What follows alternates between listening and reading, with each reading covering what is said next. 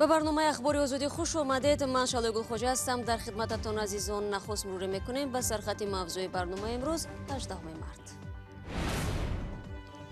روسیه ورود خارجیان را منع کرد، اما مهاجران توجیک می توانند به وطن برگردند. توجیکان مقیم قزاقستان در تشویشند. از فردا در نورسلطان و الماتو به دلیل پهن ویروس کرونا карантин اعلان خواهد شد. چی مبلغ داشتیم همش رو به خوراک دیگه رسخود میکنیم. و در صحبت با زیویون پرزیدنت توجیکستان اثردوزی اولمان را تنقید کرده راههای عنعنوی طبابتی بیماری ها را به یاد آورد. مادرمو گفتن که همه پیاده میگرفتن، سرمو را میپیچوندن، مثلا میگفتن پیاده دست قطع شک نفس که همون پیاز گفتن همون ویروس گریپ نیست کردن میتونه. منع ورود خارجیان به روسیه که از امروز با حکم اجرا درآمد، رجای پرواز شرکت‌های هوایی به این کشور را تغییر داد. شرکت سومون ایر امروز با نشر یک اظهارات گفت شمار خط‌سیرها را به سمت شهرهای روسیه کم کرده است، ولی با نظر داشت تعداد مسافران پروازها را انجام خواهد داد. این شرکت میگوید به جز آنهایی که از کشورهای آفت زده از کرونا ویروس برگشتند، دیگر مهاجران توجیک می توانند توسط سومون ایر از روسیه به تاجیکستان پرواز کنند. زرنگزی نوروشو و امردین اولیموف جزئیات را در دست دارند.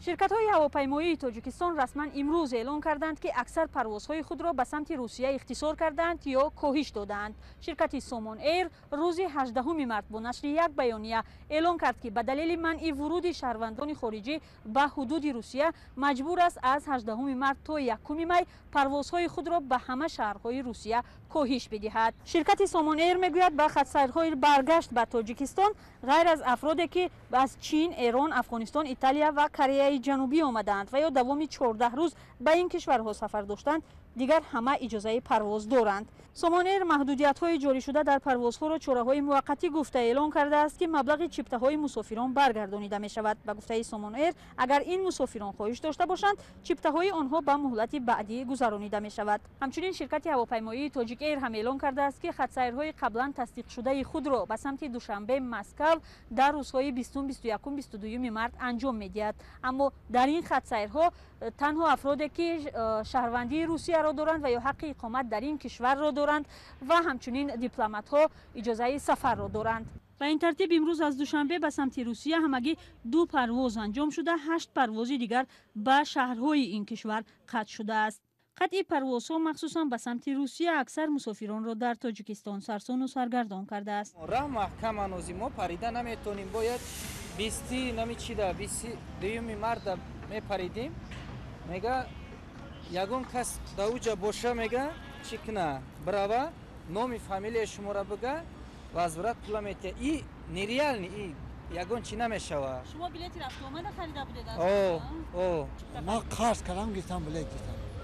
مگر نشد پول میگیریم برای قرض مونم روز گذشته رحمان المصرف تحلیلگر مسائل مهاجرت میگوید در این شرایط ضرور است برای تامین مهاجران با جای کار در داخل و یا رسانیدن کمک مادی به آنها چاره اندیشی شود. در امریکا وقتی که خیلی مشکلی شد یک وزارت مخصوص تشکیل کردن، وزارتی که با خوراک تامین نمودن اهالی و همین وزارت قریب 9 سال کار کرد.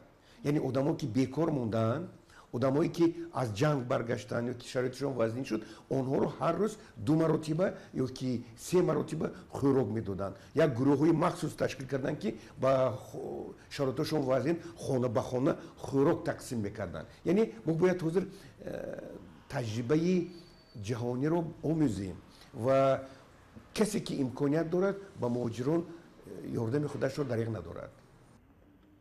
روسیه روز 17 مارت اعلام کرد که با هدف پیشگیری از سرایت کرونا ویروس در آمدن شهروندان خارجی را به قلمروش از 18 مارت تا 1 می محدود می‌کند.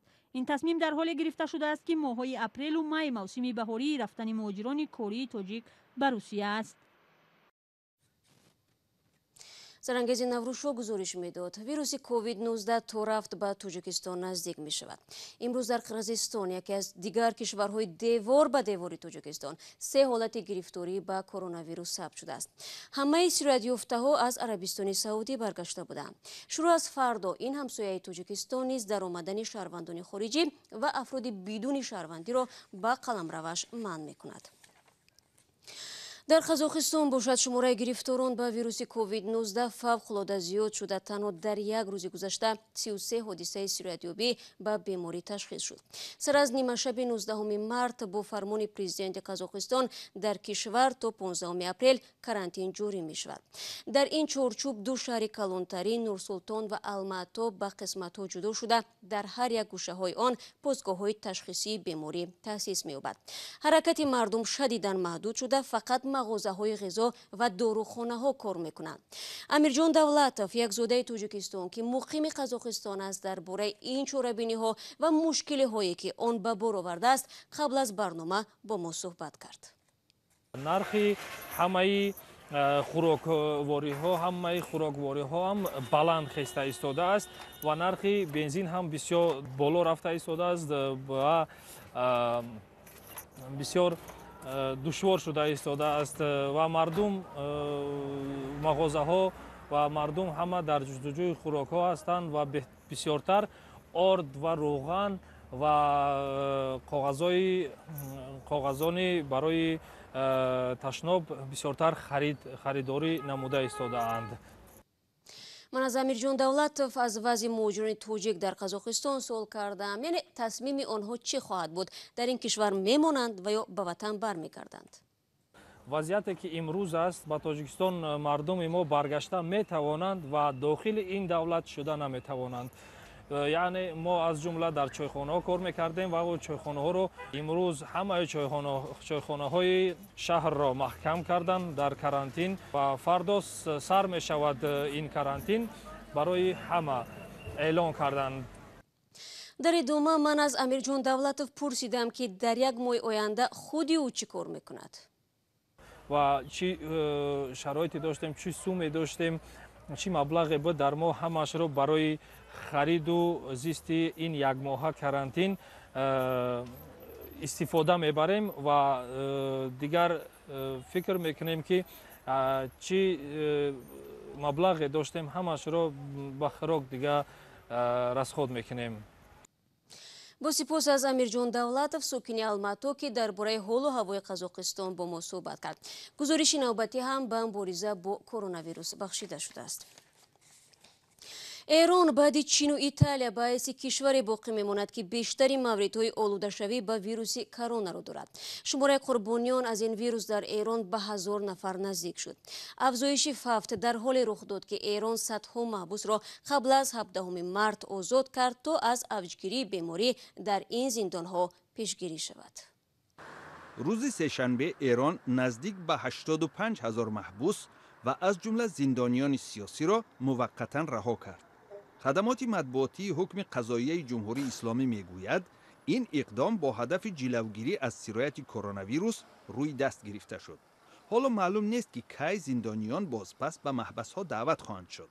ҳукумати Эрон иброз доштааст, асосан маҳбусоне раҳо шудаанд ки ба муҳлати 5 сол ва ё камтар аз он зиндонӣ шудаанд. афроде ки ба муддати тӯлонитар ва ё барои ширкат дар эътирозҳои зидди ҳукуматӣ зиндонӣ шудаанд, дар маҳбасҳо боқӣ мемонанд. ин дуввумин мавҷи поксозии зиндонҳо дар моҳи равон аст. ҳафтаи гузашта ҳукуматдорони Эрон 189 000 маҳбусро аз зиндонҳои кишвар муваққатан раҳо карда буданд. Эрон баъд аз Чин ки сарчашмаи сирояти коронавирус ба шумор меравад, яке аз кишварҳои офатзадаи олам аст. дар ҷумҳурии исломӣ коронавирус ва ё ба истилоҳ бемории COVID-19 ҳаёти наздик ба 1000 нафарро аз байн бурда, беш аз 16 000 нафари дигар гирифтори он ҳастанд. моҳи равон созмони милали муттаҳид аз Теҳрон хост ки барои ҷилавгирӣ аз сирояти коронавирус дар маҳбасҳои пуриздиҳоми ин кишвар тамоми зиндониёни сиёсиро раҳо кунад. рӯҳониёни муҳофизакори эронӣ аз маҳдуд намудани равоо дар шаҳрҳои ҷумҳурии исломӣ худдорӣ мекунанд. онҳо тақозо карданд ки мардум дар рӯзҳои таҷлили Наврӯз зиёд сайру сафар накунанд. وزارت بهداشت ایران تاکید کرد که در سراسر این کشور نمازهای جمعه در مسجدها دایر نخواهند شد. این قرار برای بسیاری ها غیر انتظار بوده است.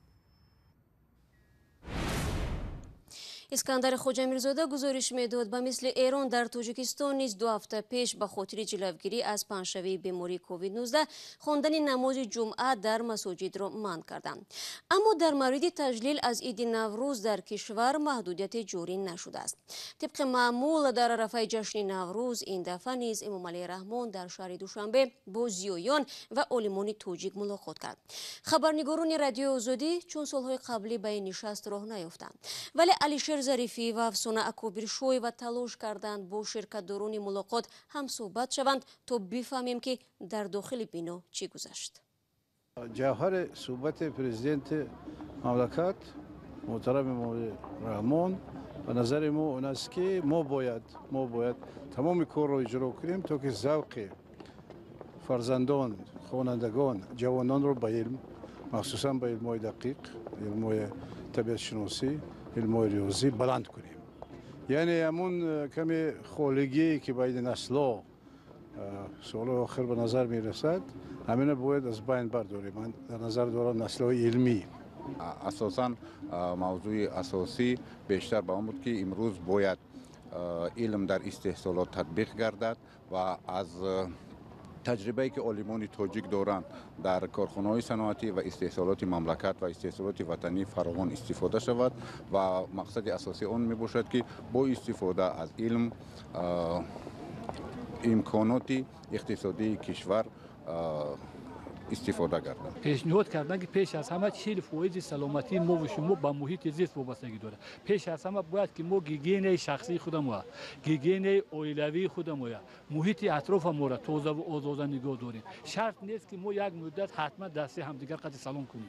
باید که ما دست پیش بر رسم خوبی تاجیکان هم زمان نگاه کنید که گفتن که پیش ما گریب میشدیم، مادرم گفتن که همه پیاز میگرفتن، سرم را میپیچوندن، مثلا میگفتن پیاز دست خط شک نفس که همون پیاز گفتن همون ویروس گریپ نیست کردن میتونه. ما داروهای کردن که با استفاده از گیاهای شفابخش تاجیکستان حتی نگاه کنید که حالا موسم گیاه شد. ما باوری داریم که این خطر این جنگ بیولوژی میگن این خطر این ویروسی ساخته ما به نمیبیا با خاطر که حاضر موسم شد که موسم گیاه من راو روشک کسترو گیاهایی که در بازارها برآمدن پیش در گذشته اول بهار یک بار ارگانیسم انسان ها با پررگی همون رو استفاده میبردن ارگانیسمشون دزینفکت میکردن اونکه همون راو روشک کسترو و چسنوک و دیگر اون پیاز و دیگر پیازهای کوهی قابلیت تازه کنی ارگانیسم انسان رو دارن. حالا ارگانیسم ما ضعیف شده که ویتامین های اساسی نمیرسن. وقتی که ما همه گیاهای شفابخش استفاده میبریم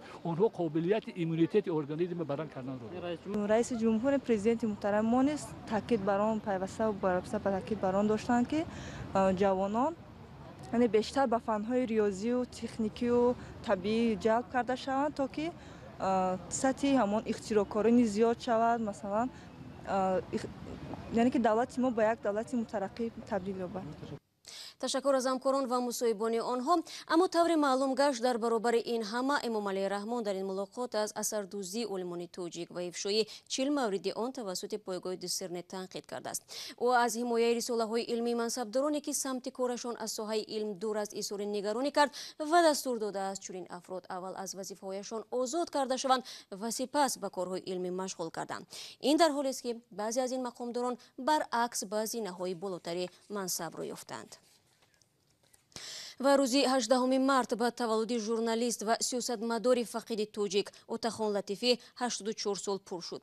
او را 22 سال پیش در سوی قصد مسلحانه در نزد خانه‌اش کشتند. قتل اوتاخان لطیفی روز 22 سپتامبر سال 1998 زمانی رخ داد که وی طول یک سال رهبری بخش حقوقی کمیسیون اشتی ملی را از جانب مخالفان رهبری میکرد.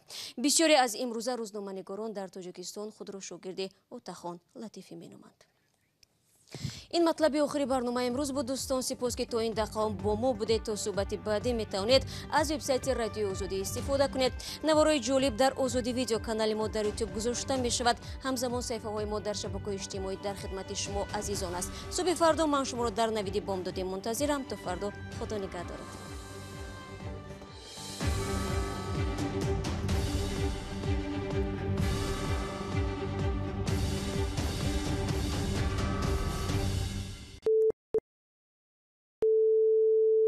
This is Radio Free Europe, Radio Liberty, Praha.